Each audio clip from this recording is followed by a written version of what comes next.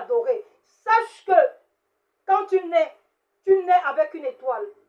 Sache que avant même que tu ne sortes du ventre de ta mère, les sorciers de ta famille, les ennemis de ta mère, les ennemis de ton père savent déjà que toi tu seras le premier parmi tout le monde ou que tu es celui par qui Dieu va passer pour libérer les hommes, pour délivrer les nations, pour délivrer les hommes, ou alors pour être comme une pierre sur laquelle tout le monde va tourner pour que les gens aient les yeux essuyés, les larmes essuyées.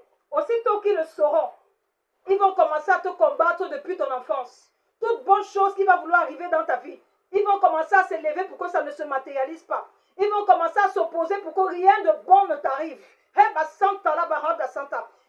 Chaque fois qu'ils apprendront un bon message sur ta vie, ils seront devant toi, ils te montreront qu'ils t'aiment. Mais dans le dos, ils sont en train de trafiquer pendant que tu es tout petit en grandissant.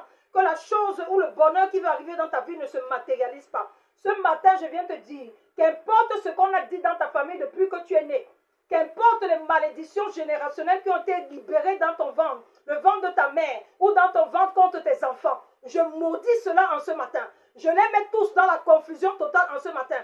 Et je leur demande, aussi longtemps que tu sers Dieu, aussi longtemps que tu es un envoyé ou une envoyée, aussi longtemps que Dieu t'a choisi toi pour libérer ta famille, pour parler à ta mère, pour prophétiser sur ta famille, pour délivrer les problèmes de ta famille, pour libérer les problèmes de ton père ou de ta mère, sache que ils tomberont toujours.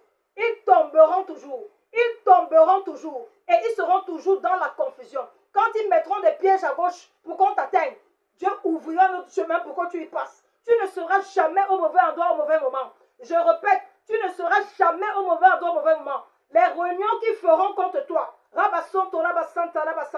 l'Éternel va les mettre tous dans la confusion. Et l'Éternel va les étonner de constater que toi, tu es déjà devant, pendant qu'eux t'attendaient derrière.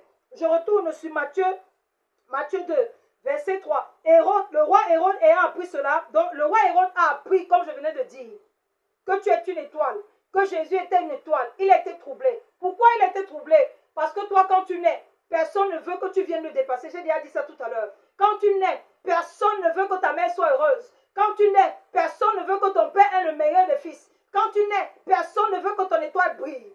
Et aussi longtemps qu'ils n'auront pas, comment je vais dire, ils n'auront pas éteint cette étoile, ils ne seront pas en paix. Mais Dieu te dit en ce matin, personne n'arrêtera ton étoile. Ce que tu es venu faire sur la terre, tant que tu n'as pas fini de l'accomplir, personne ne t'arrêtera. Tu feras ce que tu as fait et Dieu te rappellera à lui. Personne ne stoppera les desseins de Dieu dans ta vie, je le prophétise. Personne n'arrêtera ce que Dieu a dit dans ta vie.